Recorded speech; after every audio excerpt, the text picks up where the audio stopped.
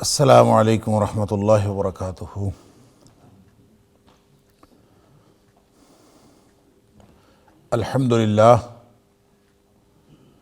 الحمدللہ وکفا وسلام علی عبادہ الذین اصطفیٰ۔ اشہد ان لا الہ الا اللہ وحدہ لا شریک لہ واشہد ان محمدا عبدہ ورسولہ صلی اللہ علیہ وآلہ وسلم۔ اللہم صلی علی محمد وعلی آل محمد کما صلیت علی ابراہیم وعلی آل ابراہیم انکا حمید مجید۔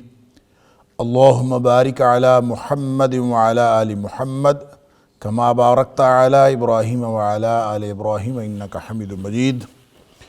اما بعد فاعوذ باللہ السمیع العلیم من الشیطان الرجیم من حمزہ ونفخہ ونفثہ۔ بسم اللہ الرحمن الرحیم۔ ان ربک یبسط الرزق لمن یشاء ویقدر انہ کان بعبادہ خبیرا بصیرا۔ بے شک تیرا رب کشادہ کرتا ہے رزق کو جس کے لیے چاہتا ہے، ویقدر اور وہی اس کو تنگ کرتا ہے۔ انہ کان بعبادہ خبیرا بصیرا، بے شک وہ جو تیرا رب ہے وہ اپنے بندوں کے ساتھ بہت باخبر ہے اور ان کو دیکھنے والا ہے۔ آیت نمبر 30 سورہ بنی اسرائیل، یہاں سے آج کے سبق کا آغاز اللہ کی توفیق سے ہو رہا ہے، اور جیسا کہ گزشتہ درس میں بھی تذکرہ ہوا کہ آیت نمبر 23 سے لے کر آگے آیت نمبر 39 تک یہ جو مقام ہے سورہ بنی اسرائیل کا، اس میں ایک اسلامی معاشرت کا ضابطہ بیان ہوا ہے، یا کہہ لیجئے کہ اسلامی حکومت کے رہنما اصول بیان ہوئے ہیں، یا پاکیزہ معاشرے کی تشکیل کے جو بنیادی اصول ہیں وہ بیان ہوئے ہیں۔ اور اس کا پس منظر پہلے ذکر ہو چکا کہ یہ چونکہ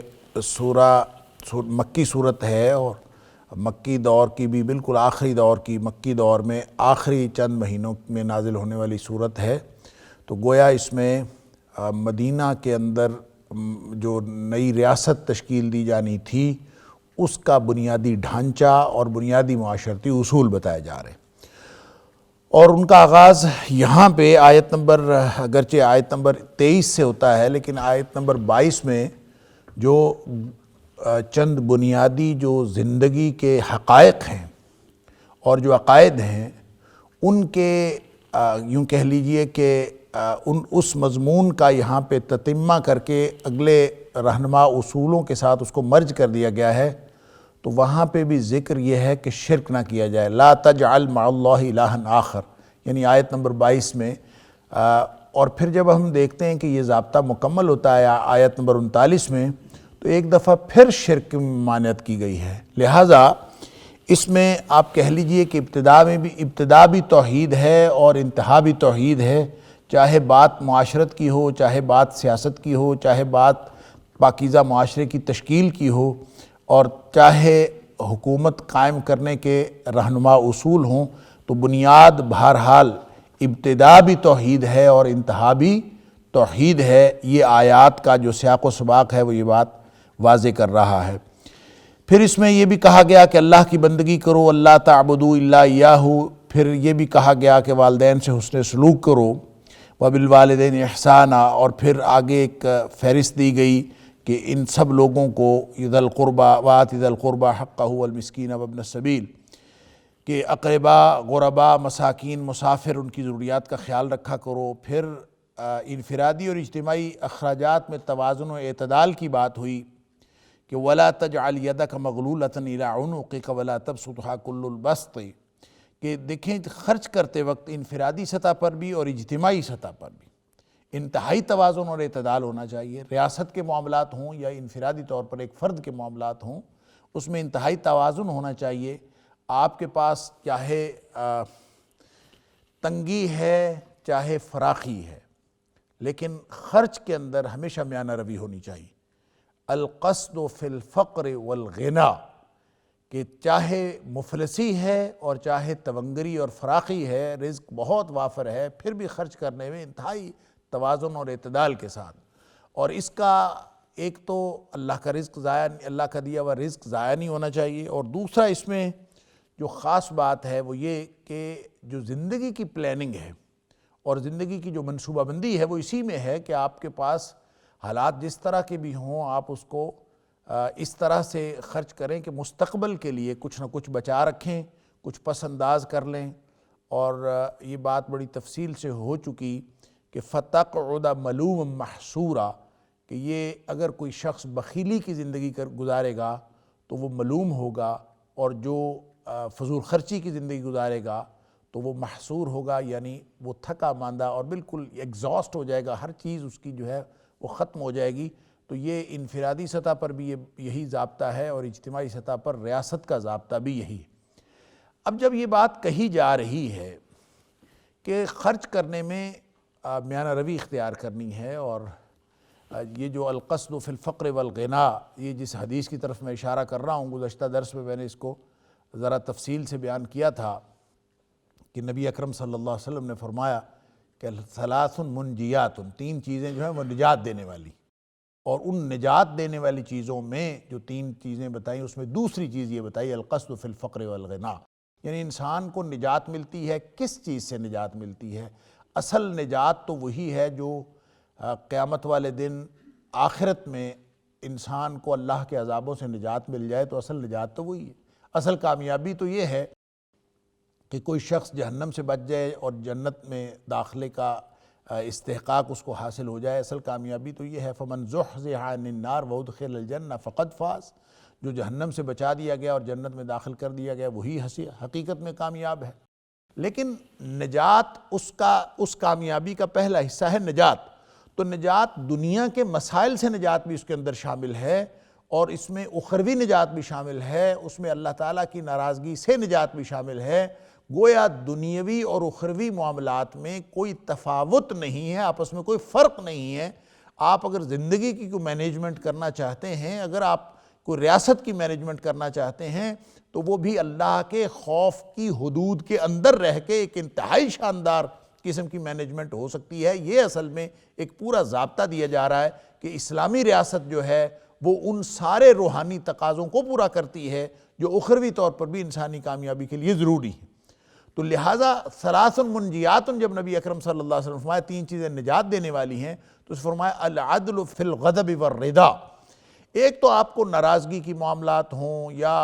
آپ کے کسی کے ساتھ خوشنودی کے معاملات ہوں، ہر صورت میں عدل کرنا ہے، حقدار کا حق دینا ہے۔ اب ظاہر ہے کہ یہ عوامی سطح پر، انفرادی سطح پر بھی یہ بات ہے، لیکن یہ اصل میں جب اجتماعی ضابطہ دیا جا رہا ہے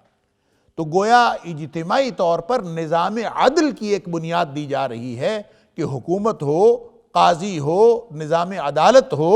ملک کی بڑی عدالتیں ہوں یا چھوٹی ٹرائل کورٹس ہوں، کبھی بھی اس بنیاد پر فیصلے نہیں ہونے چاہیے کہ کسی کے ساتھ ناراضگی ہے یا کسی کے ساتھ جو ہے آپ کے حالات اچھے ہیں، تعلقات اچھے ہیں، بلکہ عدل کے اصولوں پر ہونا چاہیے، اور اس کی پریریکوزٹس اور ہیں، اور جس کا جتنا حق بنتا ہے اس کو دیا جانا چاہیے۔ ذاتی پسند ناپسند کبھی عدالتوں کے اندر اور عدالتی فیصلوں کے اندر نظر نہیں آنی چاہیے۔ سبحان اللہ۔ پھر ریاستیں بچتی ہیں، پھر ریاست کا نظام بچتا ہے، پھر مستقبل بنتا ہے۔ لہٰذا جو العدل ثلاث منجیات، تین چیزیں جو ہیں نجات دینے والی ہیں، اس میں فرمایا العدل فی الغضب والرضا، آپ کے تعلقات اچھے ہوں یا برے ہوں، ہر صورت میں حقدار کو حق دینا ہے۔ اور جیسے میں نے عرض کیا کہ انفرادی اور معاشرتی معاملات سارے کے سارے اس کے اندر آتے ہیں، لیکن اس کا اولین مصداق دو عدالتی نظام ہے۔ اور پھر دوسری بات القصد فی الفقر والغنا، حالات جس طرح کے مرضی ہوں، وہ آپ کے مالی حالات، فائنانشل کنڈیشنز جیسی مرضی ہوں، چاہے وہ بہت آپ وسائل کی فراوانی ہو اور چاہے بالکل تنگ دستی ہو، ہر معاملات میں، ہر طرح کے معاملات میں خرچ کرنے میں ایک انتہائی میانہ روی کا رویہ اختیار ہونا چاہیے۔ اب یہ جو میانہ روی ہے اس کی ایک عمدہ مثال ہمیں سورہ یوسف میں ملتی ہے، حضرت یوسف علیہ السلام کی زندگی میں، کہ انہوں نے جب پورے وسائل حکومت پہ اور وسائل پیداوار پہ جب انہوں نے اپنا اختیار حاصل کر لیا تو اس وقت تو پیداوار ٹھیک ہو رہی تھی، اس وقت تو فراخی تھی، اس وقت تو حالات بہت اچھے تھے، لیکن اس کی مینجمنٹ کیا کی؟ ایک انتہائی شاندار جو مینجمنٹ کی ایک انتہائی شاندار مثال ہے کہ اگر کسی حکومت کے یعنی اقتصادیات کا اور کسی ملک کی معاشی حالت کا اور فائنانشل میٹرز کا اور مستقبل سیکیور کرنا ہو تو اس کو کس طرح کرنا ہے، اس کی بہترین مثال حضرت یوسف علیہ السلام کی مینجمنٹ ہے کہ انہوں نے وہ جو جس کا پورے ملک کا جو انحصار جو ہے وہ زرعی پیداوار پر تھا، اور اس میں سے صرف اتنی خرچ کی گئی جتنی ضرورت تھی اور باقی ساری کی ساری پس انداز کر لی گئی، اور پس انداز کرنے کے لیے بھی ایک خاص قسم کا طریقہ اختیار کیا گیا کہ اس کو بالیوں سے نکالے بغیر اسی طرح سے اس کو ڈمپ کر لیا گیا اور سٹور کر لیا گیا، اور پھر وہ بعد میں صرف اس ملک کے کام نہیں آئی بلکہ ارد گرد کے تمام ممالک کے بھی کام آئی۔ یعنی آپ اندازہ کیجئے کہ اس مینجمنٹ کو مستقبل میں انسانیت کی فلاح و بہبود کے لیے کس طرح سے استعمال کیا گیا۔ لہٰذا یہ اصل میں ایک حکومتی پالیسی بتائی جا رہی ہے جو انفرادی سطح پہ بھی ضروری ہے اور خاص طور پہ حکومتی سطح پہ ضروری ہے، لیکن جب یہ کہا جا رہا ہے کہ نہ تو آپ نے بخیلی کرنی ہے اور نہ ہی آپ نے بہت جو ہے وہ ہاتھ کھول دینا ہے کہ آپ فضول خرچی کا ارتکاب کرنا شروع کر دیں، جب آپ کے پاس وسائل ہوں تو آپ وسائل کا منہ کھول دیں اور جناب خود بھی عیاشیاں کرنا شروع کر دیں، یا ملک کے جو وسائل ہیں وہ سارے کے سارے پانی کی طرح بہا دیں، جہاں دل کیا آپ جو ہے وہ لگا دیں، تو یہ ظاہر ہے مستقبل کے حوالے سے قوموں کا مستقبل کبھی اس طرح بہتر نہیں ہوا کرتا۔ اس سے ایک خیال پیدا ہوتا ہے، ایک سوال پیدا ہوتا ہے کہ اللہ تعالیٰ ہمیں جب یہ کہہ رہا ہے کہ تم نے خرچ بھی زیادہ نہیں کرنا، فضول خرچی بھی نہیں کرنی اور اس کو درمیان میں رکھنا ہے، تو کیا یہ مینجمنٹ کہیں وسائل کی کمی کا یا اللہ تعالیٰ کی عطا میں جو کمی ہے یا مسلمانوں کو وہ کم دے گا، شاید یہ اس کی طرف یہ اشارہ کرتی ہے، اس کی نشاندہی ہو رہی ہے کہ مسلمانوں کو جو وسائل پیداوار ہیں وہ کم ہوں گے یا مسلمانوں کی مالی حالت جو ہے وہ اچھی نہیں ہوگی؟ کیا یہ اس کی طرف نشاندہی کر رہا ہے؟ یہ ایک سوال پیدا ہوتا ہے۔ کیا یہ مسلمانوں کو تیار کیا جا رہا ہے کہ تم ہمیشہ تنگ دست رہو گے لہذا اپنے معاملات ٹھیک رکھا کرو؟ کیا کوئی ایسی بات، کوئی انڈیکیشن اس میں ہو رہی ہے؟ ہرگز نہیں ہو رہی۔ اس کی وضاحت کے لیے یہ اگلی آیت ہے، فرمایا ان ربک یبسط الرزق لمن یشاء ویقدر۔ اس کو کسی پسندیدگی یا ناپسندیدگی کا معیار کبھی نہیں بنانا۔ یہ اگر کسی کے پاس وسائل پیداوار کی فراوانی ہے یا وسائل جو اس کے پاس فائنانسز ہیں یا اس کے جو یعنی دولت کی فراوانی ہے، تو وہ اس کا ہرگز یہ مطلب نہیں ہے کہ وہ اللہ کے پسندیدہ لوگ ہیں۔ اور اگر کسی کے پاس تنگ دستی ہے اور وسائل پیداوار نہیں ہیں اور مالی حالات ٹھیک نہیں ہیں، تو اس کا مطلب یہ ہرگز نہیں ہے کہ وہ اللہ کے ناپسندیدہ لوگ ہیں۔ اللہ اکبر! یعنی دونوں طرح سے یہ کوئی پسندیدگی یا ناپسندیدگی کی یہ بات ہے ہی نہیں، یہ اس کی نشانی ہے ہی نہیں، یہ معیار ہے ہی نہیں۔ لہذا فرمایا کہ یہ تو اللہ کی دین ہے، اللہ اپنی مشیت کے تحت کسی کو دیتا ہے، کسی کو نہیں دیتا۔ ان ربک یبسط الرزق لمن یشاء ویقدر، وہ جس کو چاہتا ہے اس کے رزق میں تنگی کرتا ہے، جس کے چاہتا ہے اس کے لیے رزق میں اضافہ کر دیتا ہے۔ اور اگر کہیں آپ کو رزق کی فراوانی ملے تو اس کا مطلب یہ نہیں ہے کہ وہ اللہ تعالیٰ اس کے اوپر بہت خوش ہے، اور اگر کسی کو تنگ دستی ملے تو اس کا مطلب یہ نہیں ہے کہ اللہ تعالیٰ ان کے اوپر ناراض ہے۔ یہ اللہ کی پسندیدگی یا ناپسندیدگی کا معیار سرے سے ہے ہی نہیں۔ لہٰذا جب ہم نبی اکرم صلی اللہ علیہ وسلم کی حیات طیبہ کو دیکھتے ہیں تو ہمیں انتہائی تنگ دستی کی زندگی ملتی ہے۔ نبی کریم صلی اللہ علیہ وسلم نے خود اپنے اوپر فقر اختیار فرمایا تھا، اور ظاہر ہے اس میں نبی کریم صلی اللہ علیہ وسلم اگر یہ فقر اختیار نہ فرماتے تو امت کے فقیر کیا سمجھتے، امت کے مفلس کیا سمجھتے؟ امت کے مفلس پھر سمجھتے کہ نبی کریم صلی اللہ علیہ وسلم ہماری یہ نمونہ ہے ہی نہیں۔ نبی کریم صلی اللہ علیہ وسلم نے مفلسی میں ایک ایسا نمونہ قائم کیا ہے۔ یہ مفلسی نبی کریم صلی اللہ علیہ وسلم کی جبری نہیں تھی، خود اختیار کی تھی۔ آپ کی متعدد احادیث نبی کریم صلی اللہ علیہ وسلم کی اس بات کی نشاندہی کرتی ہیں کہ آپ اگر چاہتے تو اللہ تعالیٰ پہاڑ، سونے اور چاندی کے پہاڑ نبی کریم صلی اللہ علیہ وسلم کو عطا فرما دیتا، لیکن نبی کریم صلی اللہ علیہ وسلم نے نہیں چاہا، اس لیے کہ اگر نبی کریم صلی اللہ علیہ وسلم سونے اور چاندی کے پہاڑ لے کے، آپ خود فرماتے ہیں یا عائشہ لو شئت لصارت معی جبال الذهب والفضہ، اے عائشہ اگر میں چاہتا تو سونے اور چاندی کے پہاڑ میرے ساتھ ساتھ چلا کرتے، نہ صرف یہ کہ سونے کے پہاڑ بن جاتے بلکہ میرے ساتھ ساتھ میرے پیچھے پیچھے چلتے۔ اللہ اکبر۔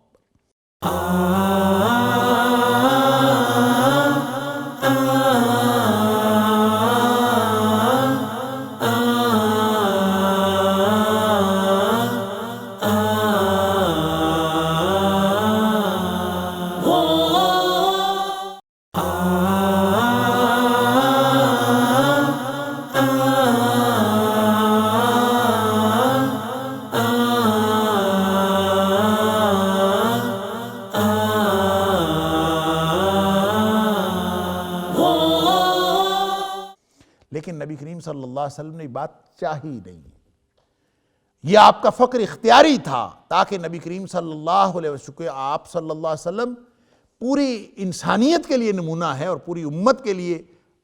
نبی کریم صلی اللہ علیہ وسلم ہادی اور رہنما ہیں، لہٰذا اگر آپ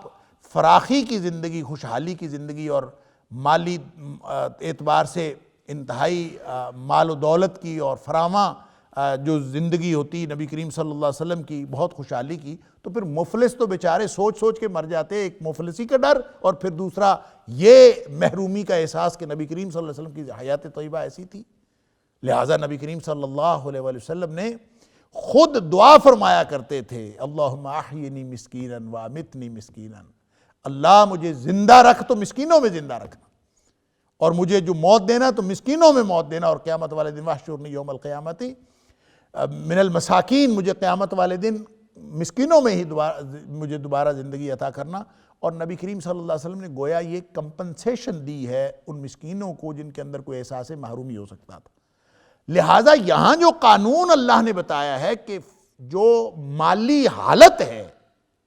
یہ اللہ کی خوشنودی کی علامت نہیں ہے، ان ربک یبسط الرزق لمن یشاء ویقدر، یہ تو ایک چھٹا اللہ دیتا ہے، کسی کو مل جاتا ہے کسی کو نہیں ملتا، جس کو وہ دیتا ہے وہ بھی امتحان کے لیے دیتا ہے، اور جس سے وہ چھینتا ہے وہ بھی امتحان کے لیے۔ لہٰذا مومن کو تو اس سے فرق نہیں پڑتا، مومن کو ملتا ہے تو بھی وہ اجر لے لیتا ہے اللہ کا شکر کر کے، اور اگر اس سے کوئی چیز چھن جاتی ہے تو وہ صبر کر کے اور اللہ کے سامنے عاجزی کر کے اجر لے لیتا ہے۔ معاملہ اللہ کے ساتھ اپنی وابستگی کا ہے، معاملہ مالی حالات کے اچھا یا برا ہونے کا نہیں ہے، اس لیے فرمایا کہ اس کو معیار نہیں بنانا۔ ان ربک یبسط الرزق لمن یشاء ویقدر، یعنی اہل ایمان کو یہ تسلی بھی دی جا رہی ہے، اور ساتھ ہی ساتھ اہل کفر کو جو شہروں میں دندناتے پھرتے ہیں اور جو اپنے آپ کو، اور دیکھیں معیارات اسی طرح سے بدلتے ہیں، لوگ ہر دور میں مال و دولت کو بنیاد سمجھتے ہیں فضیلت کی، ہر دور میں سمجھا جاتا تھا۔ اب دیکھیں بنی اسرائیل کا ذکر جو ہے وہ بنی اسرائیل کا ذکر آتا ہے سورہ بقرہ میں، جہاں بادشاہ بنانا تھا تو انہوں نے یہی اعتراض کیا تھا کہ وہ جب اللہ تعالیٰ نے نبی کے ذریعے سے خبر دی کہ طالوت کو بادشاہ بنایا جا رہا ہے، تو انہوں نے کہا اس کو کیوں نہیں بنایا جا رہا ہے؟ اس لیے کہ وہ تو ہمارے اندر نہ تو وہ نسب کے اعتبار سے اس نسب سے ہے اور نہ دولت کے اعتبار سے وہ کسی فضیلت کا حامل ہے، تو چونکہ دولت اور نسب یہ دو ہی معیارات ہمیشہ فضیلت کے رہے ہیں اور لوگ یہ سمجھتے رہے ہیں اپنے ذہنوں سے کہ شاید یہ معیارات ہیں، تو اللہ تعالیٰ نے بتایا کہ نہیں، یہ معیار نہیں ہے، بلکہ وہاں فرمایا کہ اس کی ڈسٹنکشن اور اس کا کریڈٹ یہ ہے کہ اللہ تعالیٰ نے اس کو جسم میں اور بسطۃً فی العلم والجسم، علم کے اندر اور جسمانی قوت کے اندر اللہ تعالیٰ نے فضیلت عطا کی ہے، اس بنیاد پر اس کو جو ہے وہ تمہارا بادشاہ بنایا جا رہا۔ تو کہنے کی بات یہ ہے کہ دنیا میں اہل ایمان کو یا مسلمانوں کو مال و دولت کے اعتبار سے یا معاشی اعتبار سے بہت استحکام نصیب ہو یا انتہائی قسم پرسی کی زندگی گزار رہے ہوں، یہ حق کا معیار نہیں ہے، یہ اصل امتحان کا انداز ہے۔ لہذا یہ بات جو بار بار میں سورہ آل عمران کی آیت اکثر آپ کے سامنے رکھتا ہوں، اس کو ہمیشہ ذہن میں رکھنا چاہیے کہ اللہ تعالیٰ فرماتا ہے وَلَا يَغُرَّنَّكَ تَقَلُّبُ الَّذِينَ كَفَرُوا فِي الْبِلَادِ، یہ کافروں کا زمین پر شہروں میں دندناتے پھرنا تمہیں کسی دھوکے میں مبتلا نہ کرے۔ اللہ اکبر، متاع قلیل ثم مأواہم جہنم، یہ تو چند دنوں کا سامان ہے، چند دنوں کے فائدے کی چیز ہے۔ ثم مأواہم جہنم، پھر اس کے بعد ان کا ٹھکانہ تو جہنم ہے۔ اللہ اکبر، اس لیے وبئس المہاد، اور جہنم بہت برا ٹھکانہ ہے۔ تو اس سے بچنے کے لیے یہ ضابطہ دیا جا رہا ہے، اور ضابطے کے دوران یہ بات، یہ حقیقت سمجھائی جا رہی ہے کہ مالی حالت کسی بھی فضیلت کا معیار نہیں ہوتی، یا کسی بھی وہ یعنی ناپسندیدگی کا اظہار نہیں کر رہی ہوتی۔ لہٰذا مسلمان انتہائی غریب اور تنگ دست ہوں یا مسلمان انتہائی امیر ہوں معاشی طور پر، اس کو کبھی معیار نہ سمجھا جائے۔ ان ربک یبسط الرزق لمن یشاء ویقدر، وہ جسے چاہتا ہے جب چاہتا ہے دے دیتا ہے، کبھی تھوڑا دیتا ہے کبھی زیادہ دیتا ہے۔ انہ کان بعبادہ خبیرا بصیرا، یہ نہیں سمجھنا کہ جب وہ رزق عطا کرتا ہے تو اس کو بندوں کی خبر نہیں ہوتی، اس کو خوب خبر ہے۔ انہ کان بعبادہ خبیرا بصیرا، یعنی ایسا نہیں سمجھنا کہ یہ پورا نظام جو ہے مال و دولت دیا جانا، یا جو معاشی حالات بہتر ہو جانا، یا معاشی تنگی آ جانا، یہ بغیر کسی اصول کے، بغیر کسی ضابطے کے ایسے ہی خواہ مخواہ ہوتی ہے۔ نہیں، ایسا نہیں ہے، وہ خبیر بھی ہے، وہ بصیر بھی ہے، وہ دیکھ بھی رہا ہے، وہ ہر چیز کی خبر رکھتا ہے۔ اس کو معلوم ہے وہ جس کو دیتا ہے اپنی حکمت کے تحت دیتا ہے، اور جس سے چھین لیتا ہے اپنی حکمت کے تحت چھین لیتا ہے۔ البتہ یہ فضیلت کا معیار نہیں ہے، یہ بات بتائی جا رہی ہے۔ سبحان اللہ۔ وَلَا تَقْتُلُوا أَوْلَادَكُمْ خَشْيَةَ إِمْلَاقٍ، اب یہ اگلا ضابطہ اسی معاشرے کی پاکیزگی کا۔ اللہ اکبر، وَلَا تَقْتُلُوا أَوْلَادَكُمْ خَشْيَةَ إِمْلَاقٍ، کہ دیکھیں اپنی اولادوں کو قتل نہیں کرنا، قتل اولاد حرام۔ خشیت املاق، یہ اس وجہ سے کہ مفلس ہو جائیں گے، کیونکہ بات وسائل پیداوار کی ہو رہی ہے، بات معاشی اور مالی فراوانی کی ہو رہی ہے، مال و دولت کی فراوانی کی ہو رہی ہے۔ اللہ تعالیٰ اپنی مرضی سے جس کو چاہتا ہے عطا کر دیتا ہے، جسے چاہتا ہے چھین لیتا ہے۔ لہٰذا اگر تنگ دستی ہو تو اس بنیاد پر کہ اولاد جو ہے وہ رزق کے اندر وہ حصہ اپنا لے گی، تو پہلے ہی تنگ دستی ہے، پہلے ہی معاشی حالات خراب ہے، اوپر سے اولاد اور آ جائے گی، تو اس کو ویسے ہی قتل کر دیا جائے، یا کوئی ایسا طریقہ اختیار کیا جائے کہ اولاد نہ ہو، یہ قتل اولاد ہے۔ لہٰذا اگر کوئی شخص مفلسی کے ڈر سے،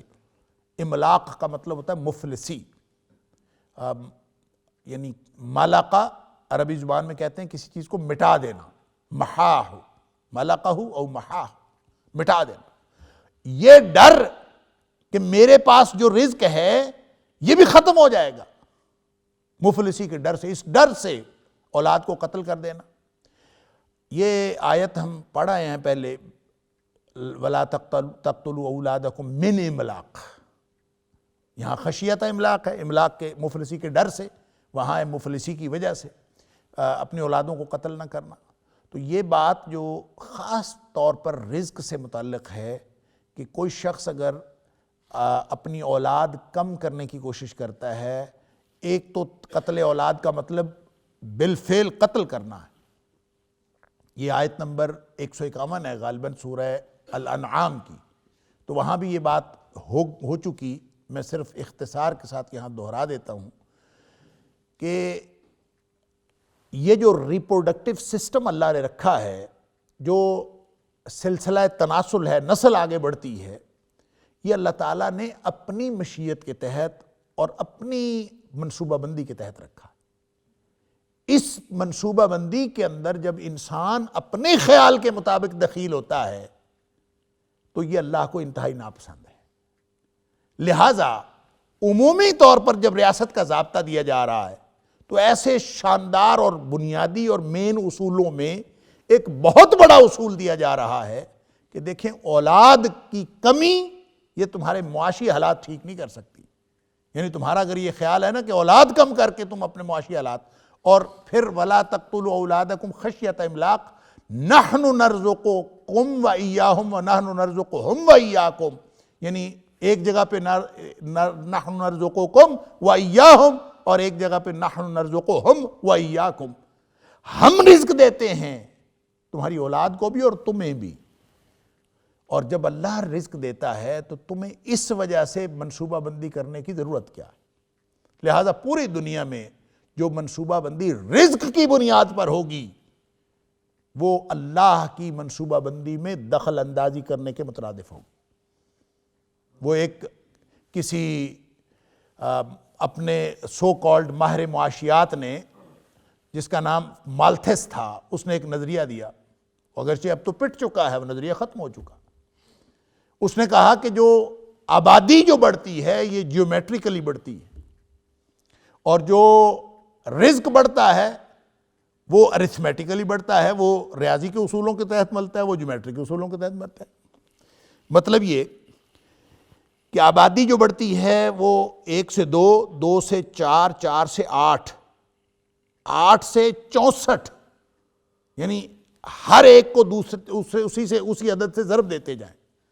تو یہ اس اعتبار سے آبادی جو ہے وہ بڑھتی چلی جاتی ہے، جبکہ رزق جو بڑھتا ہے 1 سے 2، 2 سے 3، 3 سے 4، 4 سے 5، یہ جو جیسے گنتی آگے بڑھتی ہے رزق اس طرح سے بڑھتا ہے۔ لہٰذا ان دونوں کے اندر مطابقت پیدا نہیں ہو سکتی جب تک اولاد میں منصوبہ بندی نہ کی جائے اور اس میں اولاد کو پیدا ہونے سے روکا نہ جائے، اس وقت تک یہ ہو نہیں سکتا۔ لہٰذا یہ اس نے اپنی معیشت کے نظریے کو، اپنی معاشیات درست کرنے کے نظریے کو آبادی کے ساتھ منسلک کر کے اس طرح کی بات کی تھی، اگرچہ یہ مغرب میں بھی یہ اب پٹ چکا ہے اور اس کو غلط ثابت کیا جا چکا کہ نہ تو آبادی اس طرح سے بڑھتی ہے کہ وہ اتنی زیادہ ہو جائے، اور نہ ہی وسائل اس طرح سے اتنے کم بڑھتے ہیں کہ وہ کبھی ان میں مطابقت پیدا نہ ہو۔ اللہ نے ایک اپنا نظام بنایا ہوا ہے، اور کبھی آپ دیکھتے ہیں دنیا میں جو بڑھنے کی اور سلسلہ تناسل جو ہے اور نسل آگے بڑھنے کا جو اللہ تعالیٰ نے منصوبہ بنایا ہے، اس سے کبھی بھی رزق کو آپ عدم مطابقت ثابت نہیں کر سکتے، اس لیے کہ ان اللہ هو الرزاق ذو القوۃ المتین، وہ اللہ ہے رزق دینے والا، اور اس نے رزق کی پلاننگ، ہر نفس جب نیا آتا ہے تو وہ اپنا رزق اللہ کی طرف سے لے کر آتا ہے۔ لہٰذا تمہیں پریشانی کی کیا ضرورت ہے؟ لا تقتلوا اولادکم خشیۃ املاق۔ رزق جب اللہ کا معاملہ ہے تو تم کون ہوتے ہو اس معاملے میں منصوبہ بندی کرنے والے؟ اور اس بنیاد پر بچے دو ہی اچھے کیوں؟ آبادی بڑھ جائے گی، آبادی بڑھ جائے گی، رزق کم ہو جائے گا، رزق کی وجہ سے کوئی بھی پلاننگ کرنا۔ اور سن لیجئے کہ یہ جتنے منصوبہ بندی کے محکمے بنے ہوئے ہیں اور پوری دنیا میں بالعموم اور خاص طور پر پاکستان اور جو افریقی ممالک کے اندر جو بچوں کو کم رکھنے کی جو منصوبہ بندی کی جاتی ہے، اگر یہ رزق کی بنیاد پر ہے، اگر یہ رزق کی کیلکولیشن کی بنیاد پر ہے کہ جناب ہمارے وسائل کم ہیں اور آبادی زیادہ ہو رہی ہے اور ہم اس کو پلاننگ کریں، اگر اس کی بنیاد یہ ہے تو یہ اللہ کے نظام میں دخل اندازی کے مترادف ہے، بہت بڑا جرم ہے۔ ہاں البتہ اگر کوئی اپنی ہر ملک کی اپنی کنڈیشنز ہیں، ہر معاشرے کے اپنے حالات ہیں، ان حالات میں کوئی بھی اور وجہ ہو سکتی ہے کہ اگر آپ کوئی ایسا عارضی انتظام اولاد میں وقفے کا کر سکیں تو اس میں کوئی حرج نہیں ہے۔ اس میں شریعت میں بھی اس بات کا ثبوت موجود ہے کہ نبی اکرم صلی اللہ علیہ وسلم کی حیات طیبہ میں ہی ایک عارضی اولاد میں وقفہ رکھنے کے لیے عزل کا طریقہ اپنایا جاتا تھا، اور نبی کریم صلی اللہ علیہ وسلم نے اس کو منع نہیں فرمایا، اور لیکن ساتھ آپ نے فرما دیا کہ ما من نسمۃ کائنہ الا وہی کائنہ،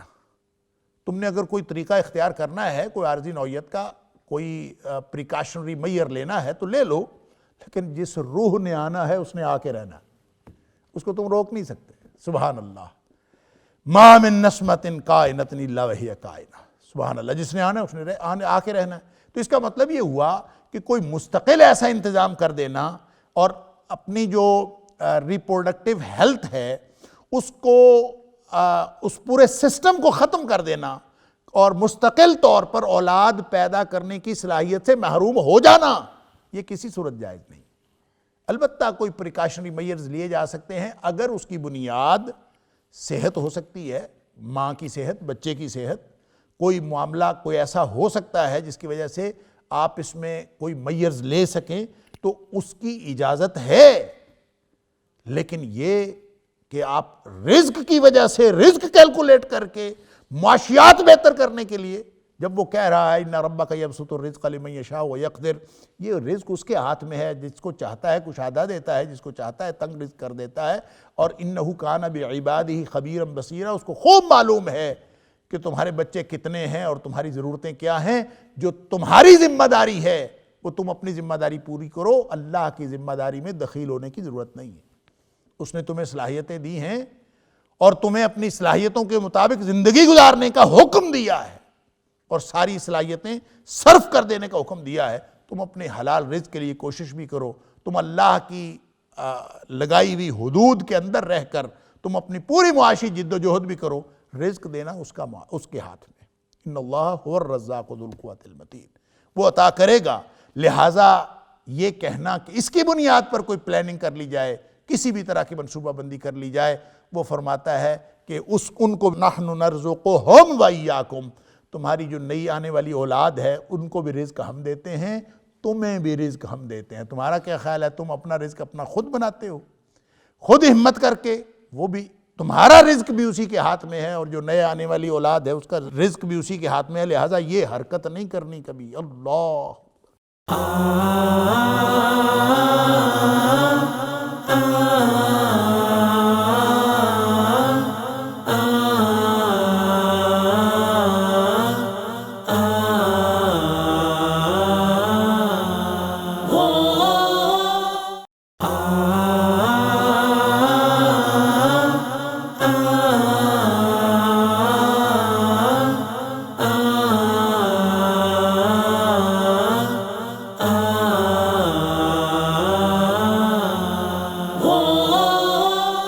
بہت بڑا گناہ ہے، بہت بڑا گناہ ہے۔ بخاری اور مسلم کی حدیث ہے،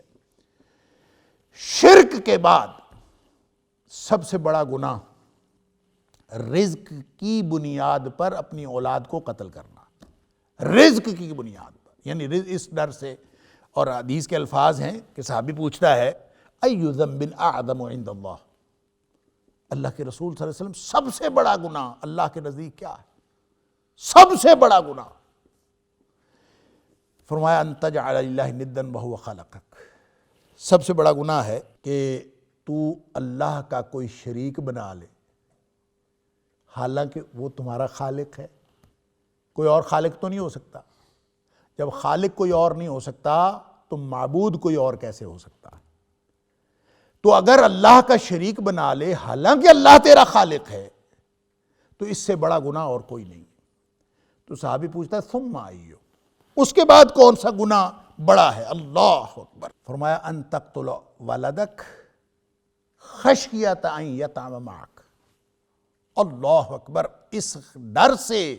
اپنی اولاد کو قتل کرنا کہ وہ تمہارے ساتھ روٹی کھائے گا، تمہارے ساتھ کھانا کھائے گا، ان یطعم معک، اس ڈر سے، خشیۃ ان یطعم معک، اس ڈر سے اس کو قتل کرنا۔ اب یہ قتل کے مختلف طریقے ہو سکتے ہیں، وہ آپ پریگننسی کو ضائع کر دیں، اسقاط حمل کر لیں اور اس کو کسی خاص لیول پہ جا کے کریں، اس کو پہلے کریں، اس کو بعد کریں، اس کو ہاں جو عارضی نوعیت کے پریکاشنری میئرز ہیں جیسے کہ میں نے پہلے عرض کیا، جس کی شریعت کے اندر گنجائش ہے وہ لیے جا سکتے ہیں، لیکن وہ بھی رزق کے ڈر سے نہیں لیے جا سکتے، معاشی وجوہات کی بنیاد پر نہیں لیے جا سکتے۔ اور وجوہات ہو سکتی ہیں اور ان وجوہات کی بنیاد پر کوئی بھی پریکاشنری میئر لیا جا سکتا ہے، لیکن رزق کے ڈر سے یہ تو گناہ ہے، یہ شرک کے بعد سب سے بڑا گناہ ہے۔ اور یہ بخاری شریف کے اندر بھی اور مسلم شریف کے اندر بھی یہ حدیث موجود ہے، اللہ اکبر۔ لہذا فرمایا ان قتلہم کان خطئا کبیرا، بہت بڑا گناہ ہے۔ ان قتلہم، کوئی بھی قتل کی صورت ہو، قتل اولاد کی کوئی بھی صورت ہو، کان خطأ، وہ چاہے زندہ درگور کر دینا ہو جیسے عرب کرتے تھے، یا آپ ان کو کوئی دنیا میں آنے کے لیے، ان کو روکنے کے لیے جو بھی حرکتیں کرتے ہیں کہ ان کو یعنی ابتدا سے لے کر انتہا تک، اور اس دنیا میں آنے سے پہلے یا اس دنیا میں آنے کے بعد، ان قتلہم کان خطأ کبیرا، ان کو قتل کرنا، اولادوں کو قتل کرنا بہت بڑا گناہ ہے۔ اللہ اکبر۔ ولا تقربوا الزنا، اللہ اکبر۔ اب یہ اگلا ضابطہ یہ ہے، معاشرے کو پاکیزہ رکھنا ہے نا، اور معاشرتی پاکیزگی کے اصول اور حکمت کے اصول، دانائی کے اصول، اجتماعی حکمت اور اجتماعی دانش کے اصول بتائے جا رہے ہیں، معاشرے کیسے پاکیزہ رہتے ہیں۔ فرمایا ولا تقربوا الزنا، کہ زنا کے قریب نہ جاؤ، ولا تقربوا الزنا، زنا کے قریب نہ جاؤ، انہ کان فاحشۃ وساء سبیلا، یہ بڑی بے حیائی ہے اور بڑا برا راستہ، بہت بڑی بے حیائی ہے اور بہت برا راستہ ہے۔ اب یہ نہیں فرمایا کہ زنا نہ کرو، زنا نہ کرو نہیں فرمایا، زنا کے قریب بھی نہ جاؤ۔ کیا مطلب؟ کہ جتنی باتیں، جتنے معاملات، جتنی سرگرمیاں اور جتنے انفرادی اور اجتماعی امور جو انسان کو زنا کی طرف لے جا سکتے ہیں، ان سب کا ہی شروع میں سد باب کر دو۔ ایسا ماحول پیدا نہ ہونے دو جہاں زنا کا امکان پیدا ہو، ایسی کیفیت اور ایسی حالت پیدا نہ ہونے دو جہاں زنا کے امکانات پیدا ہوں۔ لا تقربوا الزنا، یہ جو مخلوط ماحول ہے، یہ جو ایک دوسرے کو اور مخالف جنس کو دیکھنا ہے اور دیکھتے رہنا ہے اور مسلسل دیکھتے رہنا ہے، وہ کسی بھی طرح سے، اب دیکھیں آج کل جو سوشل میڈیا ہے یا مین اسٹریم الیکٹرانک میڈیا ہے، ان کے اوپر جو ڈرامے دیکھے جاتے ہیں، ان کو تو آج کل میرا خیال گناہ کوئی سمجھتا ہی نہیں۔ مرد عورتوں کو دیکھ رہے ہیں، عورتیں مردوں کو دیکھ رہی ہیں، اور دیکھ کس رہی ہیں، کس لیے رہی ہیں، کوئی مقصد نہیں ہے سوائے انٹرٹینمنٹ کے۔ یہ چینل ہی انٹرٹینمنٹ کے ہیں، اور جو فراہم کیا جا رہا ہے وہ سارا انٹرٹینمنٹ ہے۔ تو انٹرٹینمنٹ کیا ہوتی ہے؟ نبی اکرم صلی اللہ علیہ وسلم نے فرمایا العینان تزنیان، پہلا زنا تو آنکھیں کرتی ہیں، العینان تزنیان۔ اب دیکھیں جب زنا کے قریب نہیں جانا تو اس کا مطلب ہے نگاہوں کی بھی حفاظت کرنی پڑے گی۔ نگاہ کی حفاظت ہوگی تو زنا کا راستہ رکے گا، اور اگر آپ ہر ایک کو جو ہے وہ بڑا اعتماد ہے، بڑا کانفیڈنس ہے اور بڑا مان ہے اپنی حیا پر، اور کہتے ہیں کہ جناب کوئی ضرورت نہیں ہے پردے کی، کوئی ضرورت نہیں ہے ایک دوسرے سے دور رہنے کی، مخلوط ماحول سے بچنے کی کوئی ضرورت نہیں ہے، اپنے آپ پر کانفیڈنس ہونا چاہیے، اعتماد ہونا چاہیے، اور آپس میں جو حیا ہوتا ہے، وہ حیا ہوتی ہے وہ آنکھوں کی ہوتی ہے۔ اللہ اکبر۔ تو کیا خیال ہے صحابیات کے بارے میں جو پاکیزہ اور طاہرہ ہستیاں تھیں اور پاک باز ہستیاں تھیں؟ ازواج مطہرات کے بارے میں کیا خیال ہے کہ ان کی آنکھوں میں حیا نہیں تھی، ان کی آنکھوں میں شرم نہیں تھی، ان کو نہیں معلوم، ان کو اپنے اوپر کانفیڈنس نہیں تھا؟ تو جتنے بھی جب یہ قرآن نازل ہو رہا ہے تو قرآن ان ذرائع کو بند کرنا چاہتا ہے جو آپ کو ان سٹیپ بائی سٹیپ زنا کی طرف لے کے جاتے ہیں۔ اور یہ جو فرمایا نا کہ لا تتبعوا خطوات الشیطان، شیطان کے قدموں کی پیروی نہ کرو، وہاں بھی یہ نہیں فرمایا کہ شیطان کی پیروی نہ کرو، خطوات الشیطان۔ اور خطوہ جب ایک قدم چلتے ہوئے ایک قدم رکھا جاتا ہے اور دوسرا قدم رکھا جاتا ہے، یہ جو دو قدموں کا فاصلہ ہے اس کو خطوہ کہتے ہیں۔ یعنی یہ ایک قدم ہو گیا، پھر اگلا خطوہ ہو گیا، پھر اگلا خطوہ ہو گیا، تو سٹیپ بائی سٹیپ شیطان اصل میں زنا کی طرف لے کے جاتا ہے۔ وہ ایک دم کسی کو کہے کہ اٹھو زنا کرو، کون جاتا ہے؟ کوئی گناہ کرانے کے لیے اٹھو چوری کرو، اٹھو ڈکیتی کرو، اٹھو قتل کرو، جتنے بڑے بڑے گناہ ہیں، شیطان اگر کسی کو آ کے کہہ دے جتنا مرضی کو گیا گزرا ہو، وہ ایک دم نہیں اٹھتا، ایک دم اس کا ذہن اس طرف نہیں جاتا، سٹیپ بائی سٹیپ وہ جاتا ہے۔ اللہ اکبر۔ جیسے پہلا قتل اس روئے زمین پر جو ہوا تھا سورۃ المائدہ کے اندر ہم پڑھ آئے ہیں، جب آدم علیہ السلام کے دو بیٹوں کا آپس میں جھگڑا ہوا اور ایک نے دوسرے کو قتل کر دیا، تو اس کے بارے میں اللہ فرماتا ہے فَطَوَّعَتْ لَهُ نَفْسُهُ قَتْلَ أَخِيهِ، جھگڑا ہوا، بات آگے بڑھی، سٹیپ بائی سٹیپ جذبات اراؤز ہوئے، فَطَوَّعَتْ لَهُ نَفْسُهُ قَتْلَ أَخِيهِ، پھر جا کے اس کے نفس نے آمادہ کر لیا اس کو کہ اپنے بھائی کو قتل کر، یعنی ایک دم تھوڑی ہوتا۔ اور یہی سارے معاملات ہوتے ہیں، جب کوئی بھی کوئی جرم ہوتا ہے تو سٹیپ بائی سٹیپ ہوتا ہے، اور یہ بدبخت ابلیس کا یہ ہتھیار ہے کہ وہ ہمیشہ ایک ایک سٹیپ آگے بڑھاتا ہے۔ کوئی بات نہیں، دیکھ لو کیا حرج ہے، کوئی بات نہیں، انٹرٹینمنٹ ہی ہے، کیا حرج ہے، بس یہ انٹرٹینمنٹ آگے سے آگے بڑھاتی ہے۔ مخلوط ماحول پوری دنیا میں، اب تو مخلوط ماحول برا سمجھا ہی نہیں جاتا، اب کوئی شخص اگر کہے کہ یہ مخلوط ماحول ٹھیک نہیں ہے، اس کو دقیانوسی کہا جاتا ہے، اس کو پرانے زمانے کا آدمی کہا جاتا ہے، اور اس کے بارے میں طرح طرح کی باتیں کی جاتی ہیں، اور یہ کہا جاتا ہے کہ اس کی ذہنیت خراب ہے۔ انا للہ و انا الیہ راجعون۔ جو آدمی آج کے دور میں مخلوط ماحول کی مخالفت کرتا ہے، سمجھا جاتا ہے کہ شاید اس کی تو ذہنیت خراب ہے۔ اللہ اکبر! حقیقت یہ ہے کہ پورے معاشرے کی ذہنیت خراب ہو چکی اور آلودہ ہو چکی، اور وہ جو پاکیزگی تھی معاشرے کی وہ ختم ہو چکی۔ تو اب اگر کوئی شخص وہ بات کرے تو یوں لگتا ہے کہ یہ کوئی دقیانوسی بات کی گئی ہے، یہ کسی اور زمانے کی بات ہے۔ لہٰذا سن لیجئے، اگر آج بھی ہماری نگاہوں میں، ہماری سماعتوں میں، ہماری بصارتوں میں کوئی حیا باقی ہے، ہمارے طرز عمل میں کوئی حیا باقی ہے، اگر ہم آج بھی معاشرے میں برائی کو برائی سمجھ رہے ہیں، اگر آج بھی ہم بدکاری اور بے حیائی کے سارے راستے بند کرنے کے لیے اپنی کوشش جاری رکھے ہوئے ہیں، اگر آج بھی ہم اپنی نگاہوں کی حفاظت کر رہے ہیں، تو یقین رکھیے اللہ کے رسول صلی اللہ علیہ وسلم کی دی ہوئی خوشخبریوں کے مصداق اللہ کے فضل سے ہم ہی ہیں۔ اگر ہم کر رہے ہیں، اور اگر ایسا نہیں ہے تو پھر ہم اپنے ایمان کی فکر کریں۔ نبی اکرم صلی اللہ علیہ وسلم فرمایا العینان تزنیان، جو پہلا زنا ہے، پہلی بدکاری جو ہے وہ تو آنکھیں کرتی ہیں، اللہ اکبر،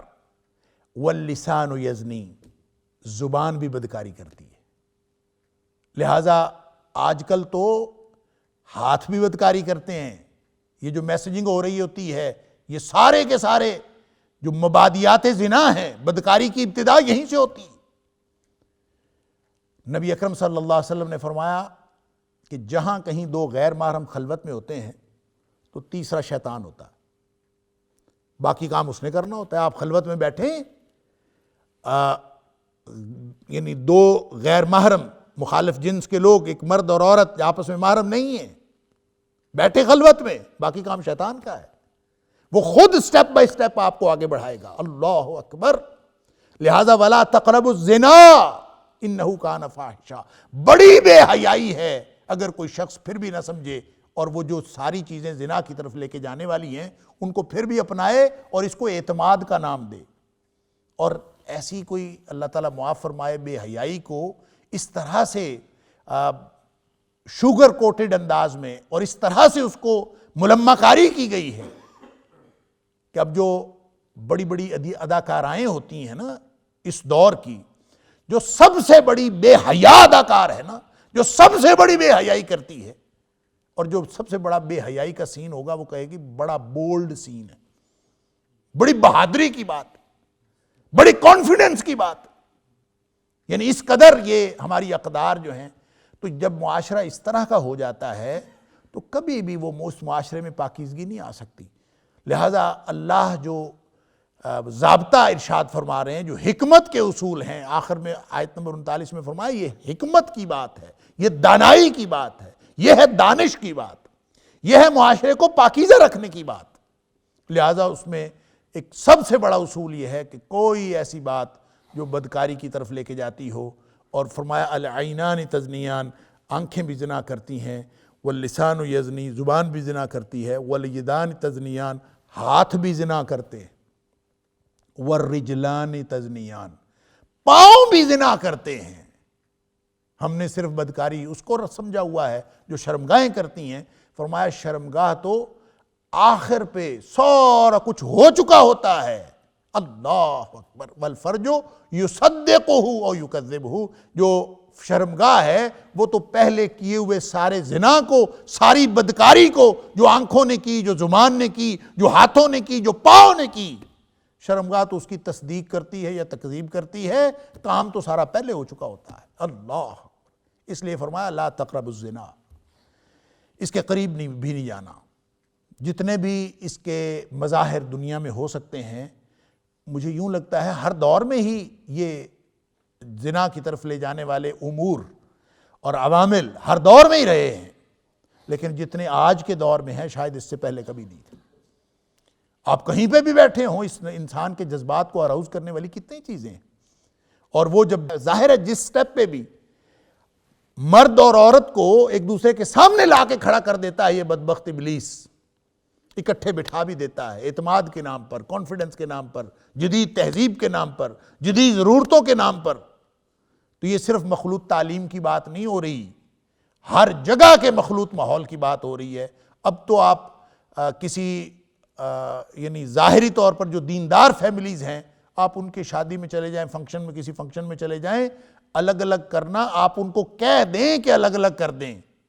اور سیگریگیشن کر دیں کہ عورتیں الگ بیٹھیں اور مرد الگ بیٹھیں، باقاعدہ لوگ ناراض ہوتے ہیں کہ آپ نے یہ کیا کہہ دی۔ ہم نے فیملیز کے ساتھ بیٹھنا ہے اور مکس ہو کے بیٹھنا، اب یہ ہمارا کلچر بن چکا ہے۔ یہی تو بدکاری کا کلچر ہوتا ہے، اور کیا ہوتا ہے؟ فرمایا انہ کان فاحشہ، کوئی ایک امر، کوئی ایک عامل جو آپ کو بدکاری کی طرف لے کے جاتا ہے، اگر اس پر آپ مطمئن نظر آتے ہیں تو اس کا مطلب ہے آپ نے بے حیائی کا دروازہ خود کھول لیا۔ انہ کان فاحشۃ وساء سبیلا، یہ بڑی بے حیائی کی بات ہے اور بہت ہی برا رستہ ہے۔ اب آپ دیکھ لیجئے میری اور آپ کی، ہماری زندگیوں میں کون کون سا وہ راستہ ہے جو ہم نے بدکاری کے لیے کھول رکھا ہے، اور کون کون سا راستہ ہے جس کو ہم بند کرنے کی کوشش کرتے ہیں۔ نگاہ سے شروع ہو کر، زبان سے لے کر، ہاتھوں سے اور قدموں سے لے کر، آپ پوری زندگی کا جائزہ لے لیجئے ہم کہاں کہاں کیا کیا استعمال کر رہے ہیں۔ اللہ اکبر۔ اور قرآن یہ نہیں کہہ رہا کہ زنا نہ کرو، لا تقربوا الزنا کہہ رہا ہے، قریب بھی نہ جاؤ۔ اس کا مطلب یہ ہوا کہ اگر کوئی شخص بد نظری سے نہیں بچتا، مثال کے طور پر بد نگاہی سے نہیں بچتا، تو وہ زنا کا ایک سٹیپ تو کر رہا ہے نا، وہ ایک مرحلہ تو سر انجام دے رہا ہے، ایک مرحلے کا ارتکاب تو وہ ہر وقت کر رہا ہے جب اس کی آنکھیں محفوظ نہیں ہیں۔